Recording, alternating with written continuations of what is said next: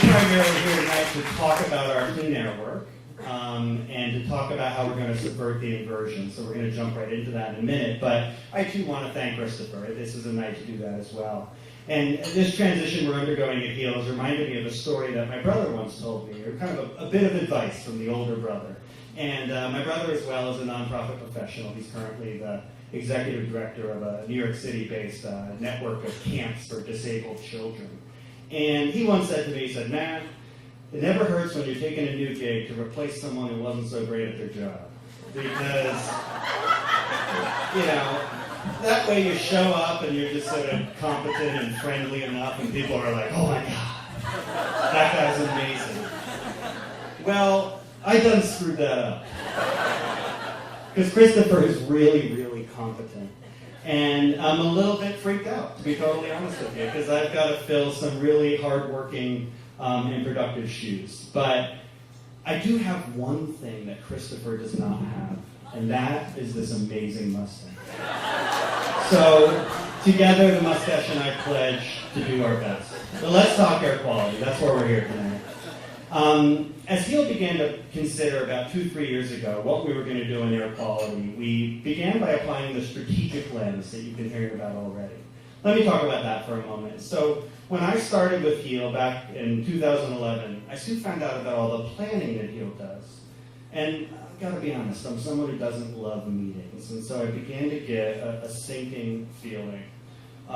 They told me about the bi-weekly staff meetings and the day-long evaluations each quarter and the 3-day annual retreats, and I was a little freaked out. But it wasn't long before, frankly, I really appreciated the brilliance of it. That HEAL has this kind of really systematic process for making decisions. And I would tell you detail about it right now, but it's a proprietary model, and if I did, I would have to erase your memory. So we're not going to go ahead and do that. The long and short of our method is that we just think carefully about where we're going to apply our limited resources.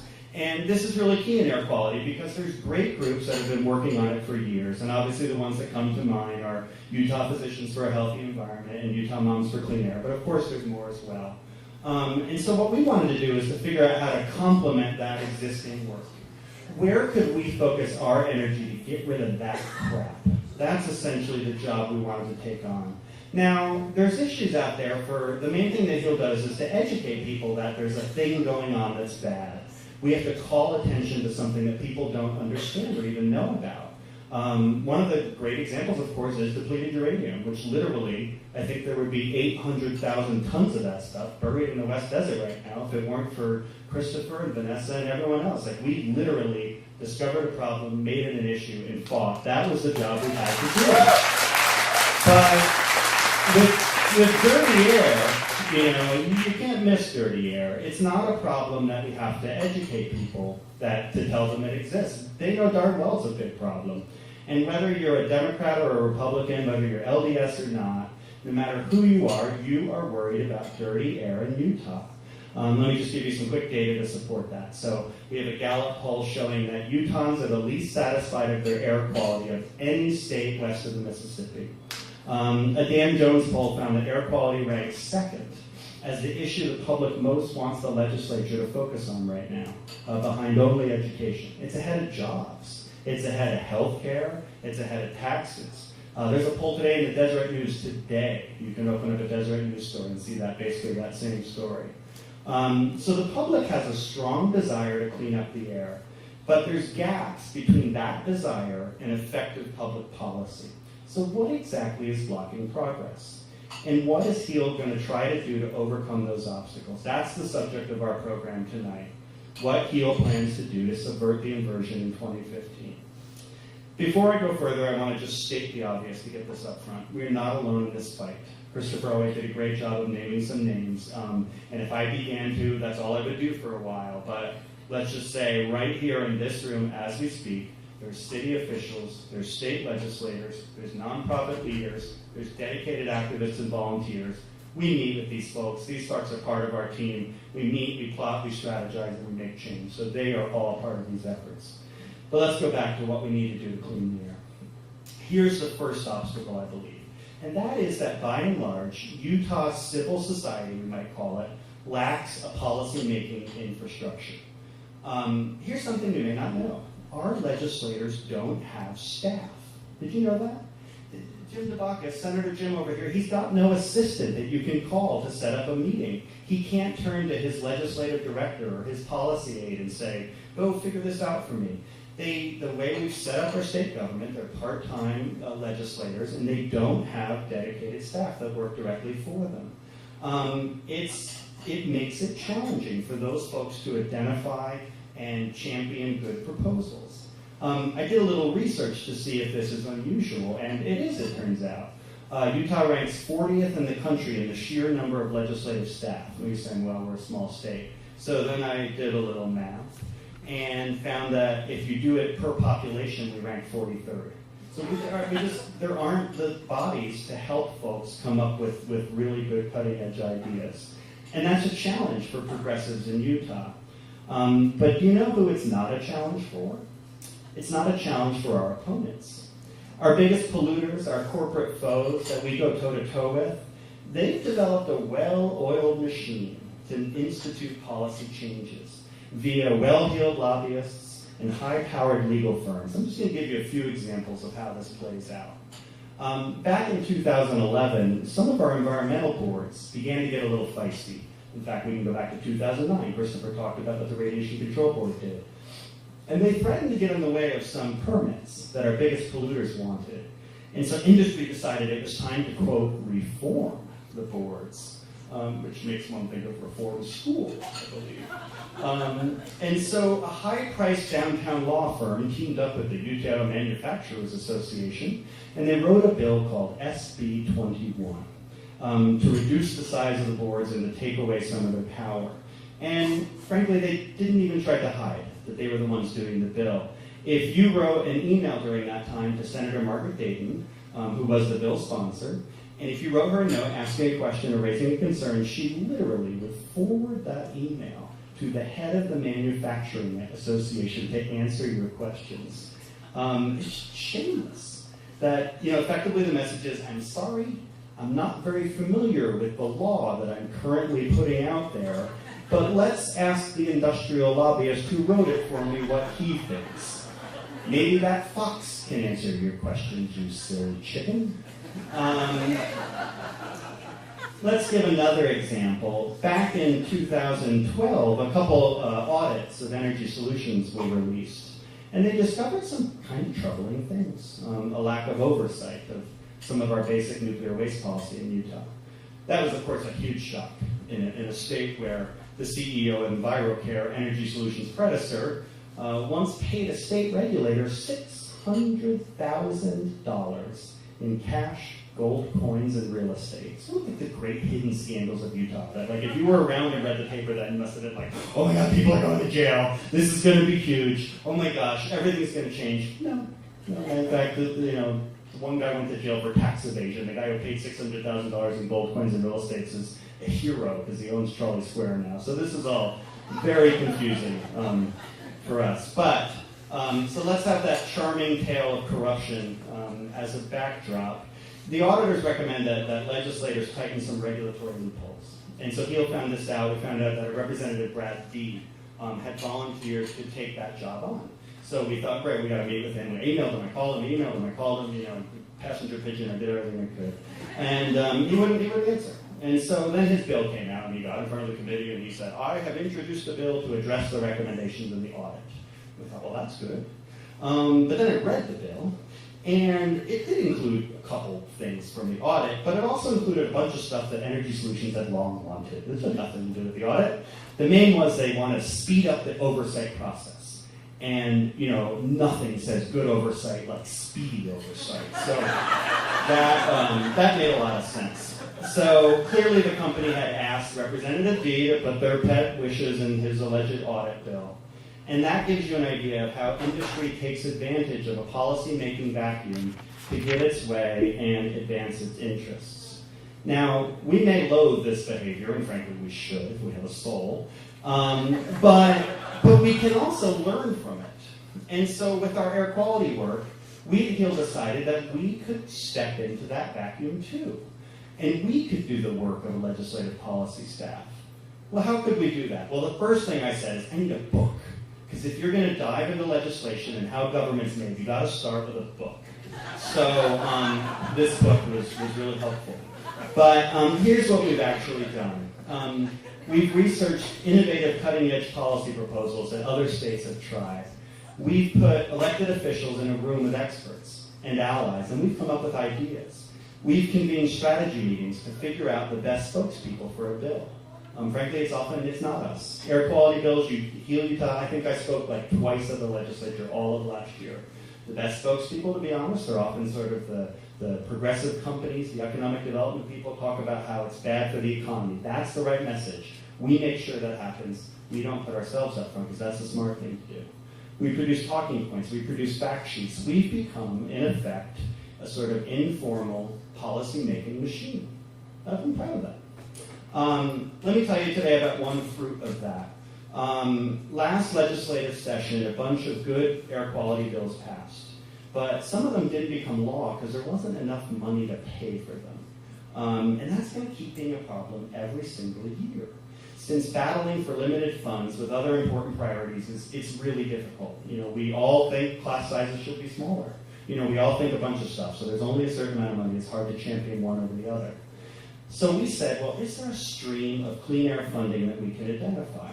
There had been an idea of a surcharge on your Questar gas bill, but that wasn't really popular since the word is regressive. If you have a tiny apartment, you pay the same dollar as somebody in a giant house, and it had nothing to do with how much you polluted or not. So HEAL did some research, and I'm here today to tell you about a plan that we've helped put together to ask the legislature for a clean air tire fee. So thanks to HEAL Utah, your tires are about to cost you more money. So I expected a little more applause there, but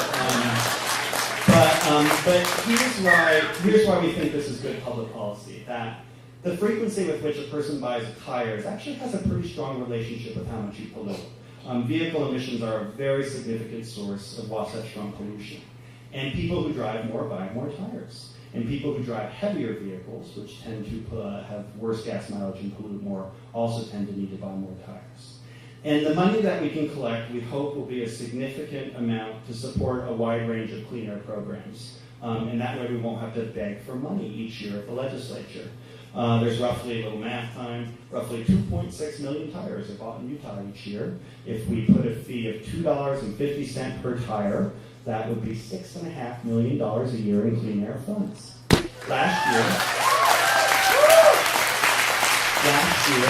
when the legislature focused more on clean air than they ever had, it was easily the biggest year ever, they appropriated a total of $4.6 million. So it's significant. $6.5 million every year would be a nice chunk. We're proud of the idea it could pay dividend for years to come.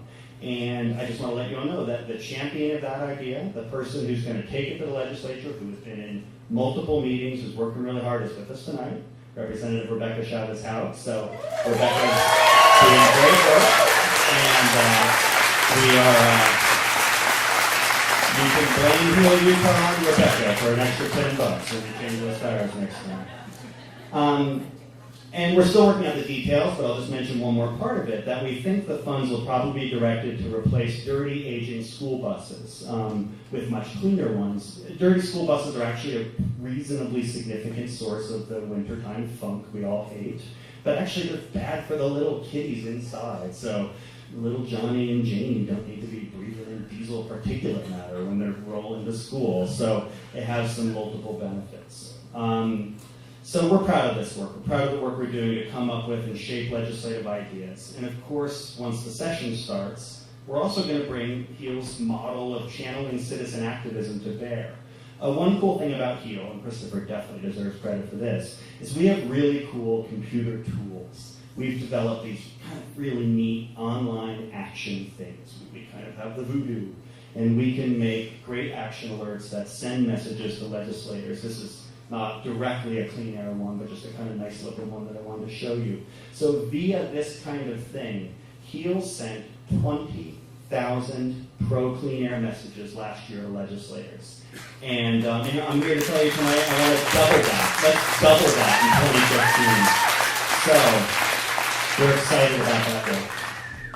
Okay, let's talk now about the second obstacle. There's 3 of them. We've done 1. Now we're on number 2. The second obstacle that blocks progress, which stands between that desire for clean air, which we all have, and good policy, is that unfortunately our regulators and our political environment are just not charged with being bold. I'm not someone who likes to bash the individuals who work for agencies like the Division of Air Quality. I think these are good people who work hard and who day to day are doing a good job to try to do the right thing. But with that said, they're not charged from the highest levels with being agents for change. At the heart, the administration that they work for ultimately is embracing a core idea that lies at the heart of Utah politics today, and that is that the job of this state is to enable business. That's a pretty, we should probably stop and look at those nice little buttons right there. One of my goals, I happen to speak Spanish, I spent a little time in Latin America, and one of my goals while I'm executive director is I want to give a talk on nuclear power once in Spanish in my life. So if any of you've got the hookup, I want to talk about the Atomico and La Luz and that kind of stuff, so you let me know about that. So we're really good at embracing business. Every time you see a scorecard about who's the best at business, we're always the best. A+, baby. A+. But there's a symptom of that policy, and that is that our regulations are marked by too much trust and not enough verify. When big polluters come to the state and they say, I'm sorry, that safeguard, that control is just too expensive. And they say, that's really not going to cut emissions very much. I don't know, it's too much money, and it's not going to do much good. And far too often, frankly, the state believes them. And so our regulators end up asking too much of our biggest polluters. And that's led Utah to the reality where we ask more of our families and our small businesses than we do of our biggest polluters. I'm imagining that even at this last year's fall party or at some point you might have seen this graph. I know nothing livens a party like a graph. But the quick story we're telling is that the numbers that the blue that go down are cuts. And so in this key decade of air pollution, under the state's plan, homes and businesses and vehicles going way down. On-road vehicles will be down 46%, which is super cool, by the way. But then, oh my God, one of those blue things is going up. Heavy industry in this critical decade for affecting our air is being allowed to pollute 12% more by the end of this decade. And so last year we came up here and we told you about, we were going to push the state to do better, and we did. We tried, we made comments, and the good news is we had some successes. And getting into the technical details of those, you'll start throwing fruit at me, so we're not going to get into it. But some things worked, some key things didn't work, though. And there's key ways in which our regulators are letting our biggest polluters off the hook. So we at Hail Utah, we're not afraid to keep asking the industry to do more, to be bold, to identify tangible common sense solutions and to push them, to organize you, to organize our supporters, to pack rooms where the public rarely goes, to shine a light on dense documents that far too people read. You'd be amazed how often I'm pretty sure I'm the only person outside of government who's reading a document. It's pretty amazing. So heading into 2015, we're working with allies, again, always allies, and a few experts, and we're coming up with bold proposals that we're going to the Air Quality Board with. I'm going to tell you about 2 of them right now. Try not to be too wonky. Let's go back to that thing about verifying. You got to verify. Do you remember who said trust but verify? It was Hail Utah's intellectual hero. That's who it was. Right there. It was him. Here's something that may shock you a little bit. Pollution control, the world of slicing emissions, has very little verifying. It relies almost exclusively on modeling. Basically, you figure out the piece of equipment a company is using, you figure out how they use it, what fuel they put in it, and then you figure out how long they use it for. And you punch all that numbers into a machine, and then it says, voila, here's how much pollution comes out of that stack. Now, when pollution control works, the equipment it's pretty effective. When something's running the way it's supposed to run, these modern pollution controls are reasonably effective technologies. In some cases, I didn't know this, but in some cases they're so clean, they make rainbows. I don't know if you knew this, but they make rainbows. But ask people who live near these places what really happens, and some of them are in this room. And they'll tell you that often what comes out is no rainbow, but it's literally and figuratively and sort of tragically darker than that. And so in our proposed rules, HEAL's going to go to the state and urge them to change one key policy, just one, to ensure that the reality of emissions is not this dirty and this terrifying. And that is to have more frequent tests of what actually come out. Imagine that. These are called stack emissions, where they actually sample what comes out of the stack. So guess how often they test now?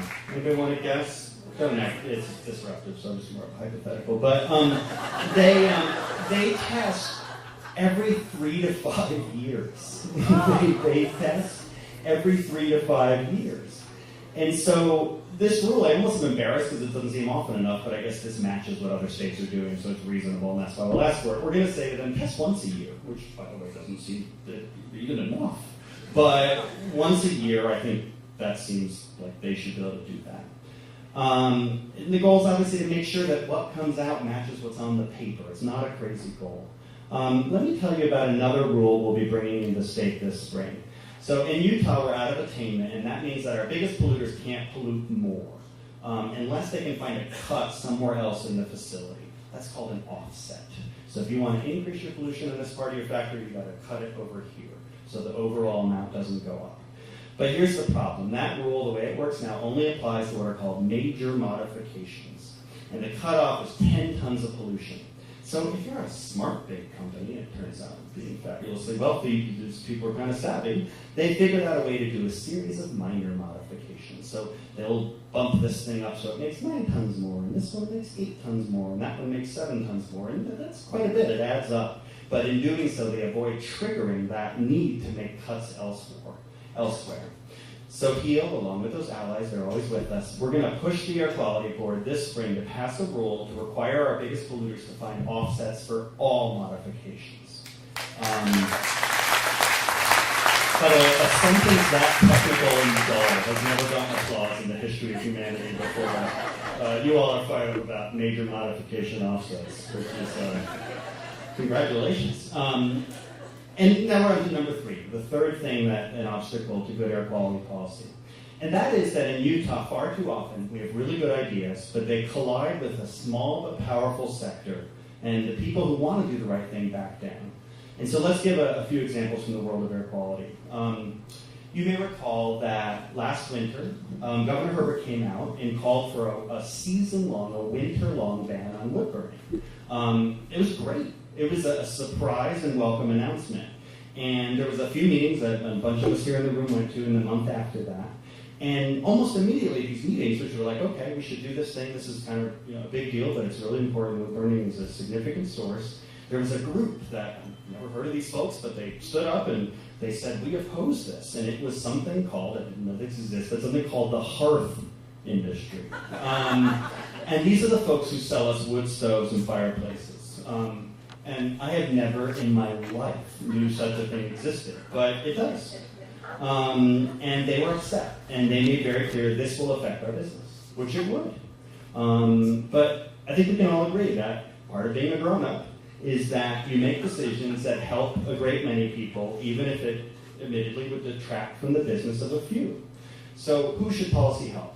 Should it help the thousands of children with asthma, the tens of thousands of seniors with heart and lung disease, or should it help the several dozen Utahns with livelihoods tied to the hearth industry? So we expected, given that our conservative Republican governor himself had called for a season-long ban, that officials would stand up and say, you know what, we heard your concerns, we appreciate them, but we're sorry. This is policy we have to do, we're going to do it. Unfortunately, that has not yet happened. And that show of resistance, it worked. And it just shows you one well-organized business group can throw a fit, and suddenly a big public policy is off the table. Now, I want to add right now, because some of you may know this, that we've literally just heard in the last couple of days that may have come back on the table. And that's great. And so I think, what we may learn from this as well it took longer than we thought it would, but ultimately the right thing was done. So hopefully that's true. We'll keep you posted. Preview Talk, keep you posted. We'll see what happens with that. Let me give you another example where powerful interests are standing up to block a good air quality improvement. Last year, the governor convened a clean air action team to come up with recommendations. And there's people in this room that were on that team. And they came out with the results about a month ago, and they were really good. Just tons of good stuff in there.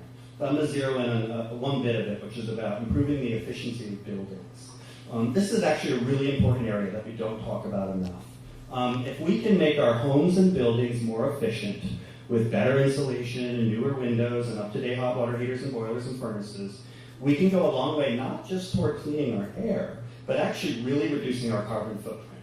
And at the same time, homeowners get lower utility bills. It's like the ultimate win-win-win-win-win, public policy-wise. And in order to get this done, there's a few specific tools that we need to put in place to make this happen. One of them are tough new building codes for new houses. So new houses would have to be built up to code, nice, strong, strict codes. Another one is something called a home energy rating score.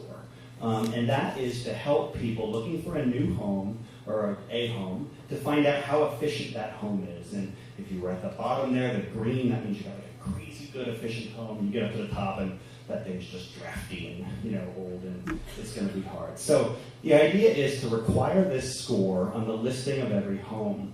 And it would encourage homeowners, existing homeowners, to make energy efficient improvements. Because it would show the prospective buyer, look at all this cool things I did to the house. It's going to pay off for you in lower utility bills. It's this neat, market-based solution for environmental change. You give consumers more information to make better decisions, and you're incentivizing, but not mandating, because that doesn't go over well in Utah, you're incentivizing home improvements. Well, guess what? Realtors and home builders don't like these policies. Realtors say that these HERS scores, it's just burdensome. It's really burdensome. Putting a number on the efficiency of a home is just burdensome. Builders complain that the tougher codes would add a few hundred extra dollars to the cost of a home. Imagine that. Even though those improvements would pay for themselves in 2 years and reduce utility bills. Even though, of course, we all know that the healthy Wasatch Front economy that has helped realtors and home builders thrive depends upon having cleaner air. We all know that. So this year, I promise, Utah's going to make an issue of this stuff. We and our allies, again, always allies, are going to push for these policies. And if the realtors and the home builder associations get in the way, we're going to make sure the public and the press find out about that. We're determined to not let those interests stand in the way of progress. Let me, of course, add that in this room tonight, undoubtedly, there are folks who are homeowners, or are realtors and are home builders who love these ideas. Undoubtedly, there are, across Utah, there are professionals in those fields who'd be happy to embrace these. But unfortunately, it's those trade associations, it's those lobbying groups, which represent those folks that are staunchly against these proposals to clean our air. And they are powerful. Year in and year out, the Utah Association of Realtors is the single biggest campaign contributor in the state. They fight it out with Energy Solutions in some sort of depressing death match. And home builders are also usually right up there. So if we were to poll Utahns right now and say to them, who do you think stands in the way of progress on clean air? I think the answers would largely probably involve the legislature, the governor, and probably big industry as well. But if builders and realtors want to get in the way of this common sense, market-based solutions, then we're going to fight to make sure that they get on that list too.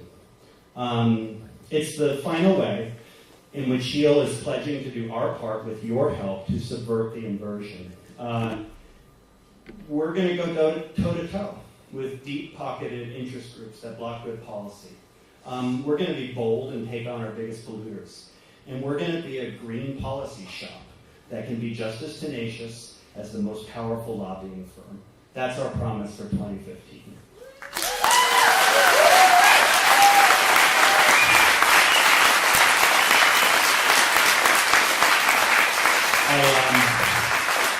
Just a couple minutes left here. I really want to thank everyone for coming. This is such a great turnout, and it's really just rewarding to to have all you folks show up. It's kind of a gnarly night out there, and you came out, and that's amazing. We're just about done.